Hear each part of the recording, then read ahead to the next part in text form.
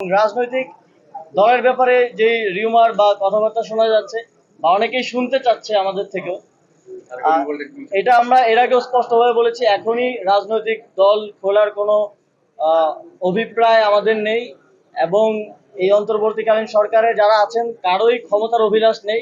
আপনারা জানেন সবারই যার যার পেশাগত জীবন আছে এবং সবাই সেখানে ফিরে যেতে চায়, কিন্তু দেশের মানুষ একটি অভ্যুত্থানের মধ্য দিয়ে যে দায়িত্বটাই অন্তর্বর্তীকালীন সরকারকে দিয়েছে সেটি যথাযথভাবে পালন করে মানুষের যে আশা আকাঙ্ক্ষার প্রতিফলন ঘটিয়ে একটি নির্বাচনের মাধ্যমে একটি গণতান্ত্রিক সরকারের হাতে ক্ষমতা হস্তান্তর করাই আমাদের লক্ষ্য। রাজশাহীতে জাতীয় পেশাগত স্বাস্থ্য ও নিরাপত্তা বিষয়ক গবেষণা ও প্রশিক্ষণ ইনস্টিটিউট উদ্বোধন শেষে সাংবাদিকদের এমনটা জানান শ্রম ও কর্মসংস্থান মন্ত্রণালয়ের উপদেষ্টা আসিফ মাহমুদ সজীব ভূঁইয়া।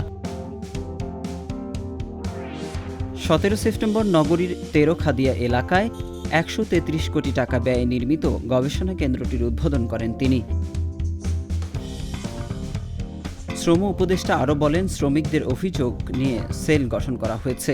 শনিবার আমরা বিজেএমইতে 3 জন উপদেষ্টা সহ আমাদের পুরো টিম সহ একটা আলোচনায় ছিলাম এবং রবিবার থেকে আজকে সোমবার, আজকে মঙ্গলবার, এই সময়টাতে কিন্তু গত সপ্তাহের তুলনায় যে আনরেস্ট ছিল সেটা আমি বলবো যে 5 to 10% নেমে এসেছে এবং কিছু কিছু জায়গায় খুব স্পেসিফিক 2-3টা কারখানায় এখন আনরেস্টের মতো সিচুয়েশন আছে। সেটাও আমরা মনে করি দ্রুতই প্রশমন হবে এবং আমরা যেই কমিটি করে দিয়েছি, যেই পর্যবেক্ষণ সেল করা হয়েছে, সেখানে শ্রমিকরা অভিযোগ জানাচ্ছেন এবং তারা আস্থা রেখেছেন, সেজন্য তাদেরকে ধন্যবাদ জানাই।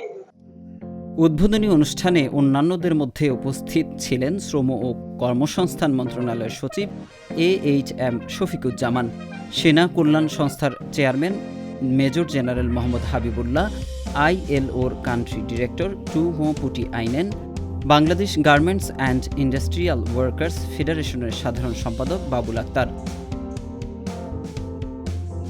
উদ্বোধনী অনুষ্ঠানে বক্তারা বলেন, দেশে শিল্প বিকাশের ফলে কর্মসংস্থান সৃষ্টির পাশাপাশি পেশাগত দুর্ঘটনা, স্বাস্থ্য, নিরাপত্তা ঝুঁকির মতো সমস্যাও সৃষ্টি হয়েছে। এই সমস্যা নিরসনে উল্লেখযোগ্য ভূমিকা পালন করবে এই ইনস্টিটিউট।